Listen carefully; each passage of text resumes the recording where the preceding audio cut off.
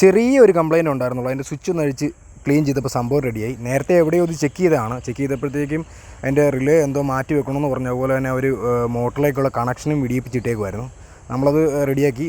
പിന്നെ അതുപോലെ തന്നെ എൻ്റെ ഹെഡ്ലൈറ്റ് ഫോക്കസ് ചെയ്യണമായിരുന്നു.